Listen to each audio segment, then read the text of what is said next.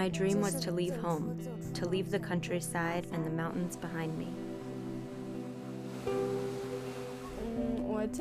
I was only 14 when I started work at the factory. I went to work because my parents worked so hard all year long to pay for my education.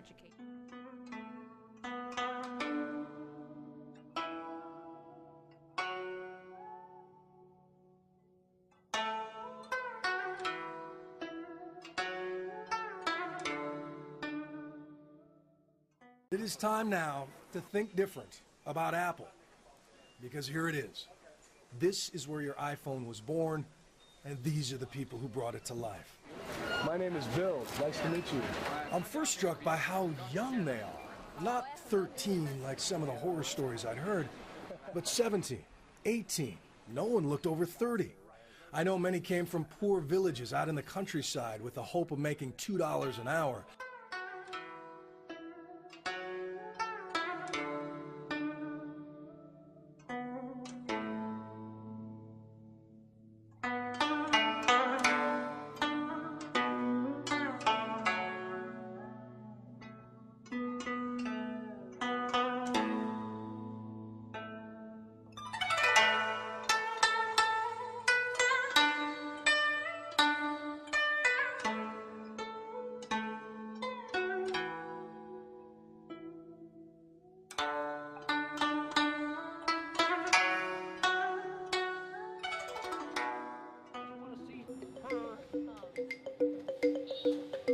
This is Keith Bredge, reporting in Western China. Over the past year, the New York Times has focused on the globalization of production of electronic devices, including the sometimes grim labor conditions at factories making Apple iPhones, iPads, and laptop computers here. After publishing reports about harsh and sometimes unsafe environments, we began to hear about a response from Apple, as well as its contractors, and efforts to improve working and living conditions for employees. Hi, so I'd like to talk a little bit about the people who make the things we use every day, our shoes, our handbags, our computers, and cell phones. Now, this is a conversation that often calls up a lot of guilt. Imagine the teenage farm girl who makes less than $1 an hour stitching your running shoes, or the young Chinese man who jumps off a rooftop after working overtime assembling your iPad. We, the beneficiaries of globalization, seem to exploit these victims with every purchase we make, and the injustice feels embedded in these products themselves. After all, what's wrong with a world in which a worker on an iPhone assembly line can't even afford to buy one?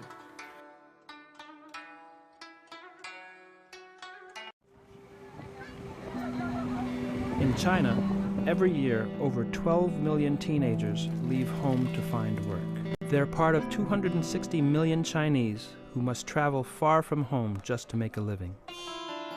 They choose to leave their homes in order to earn money, to learn new skills, and to see the world.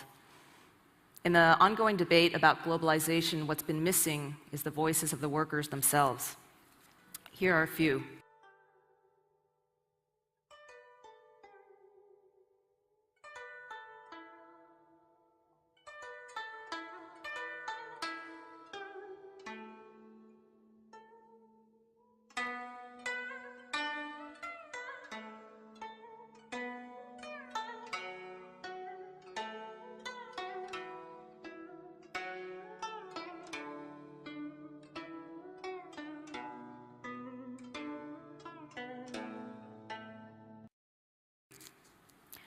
Bao Yongxiu.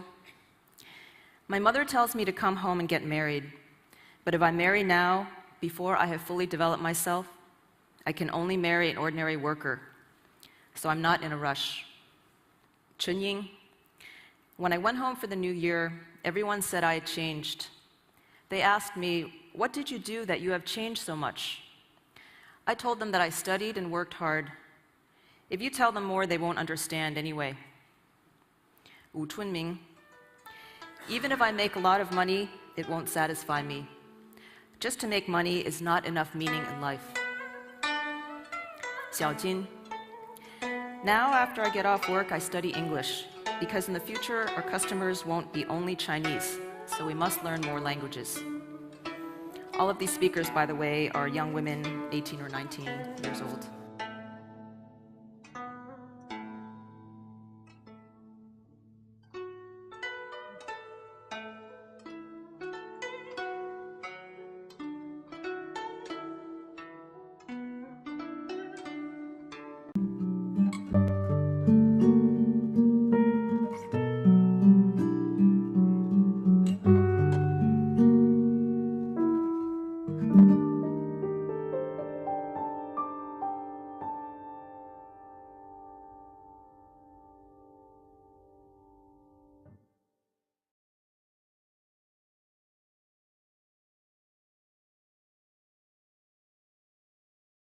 Curious, if you had a minute, say, with Apple's head of manufacturing, what would you say?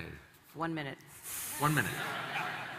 You know, what really impressed me about the workers is how much they're self-motivated, self-driven, resourceful.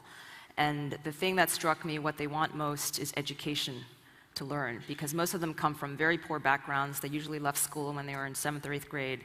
Their parents are often illiterate. And then they come to the city, and they, on their own, at night, during the weekends, they'll take a computer class or they'll take an English class and learn really, really rudimentary things, you know, like how to type a document in Word or how to say really simple things in English. So if you really want to help these workers, start these small, very focused, very pragmatic classes in these schools. And what's going to happen is all your workers are going to move on, but hopefully they'll move on into higher jobs within Apple.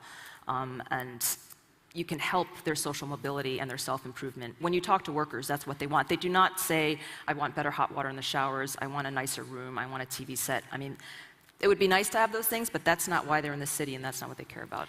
And it is globalization, this chain that begins in a Chinese farming village and ends with iPhones in our pockets and Nikes on our feet and Coach handbags on our arms, that has changed the way these millions of people work and marry and live and think.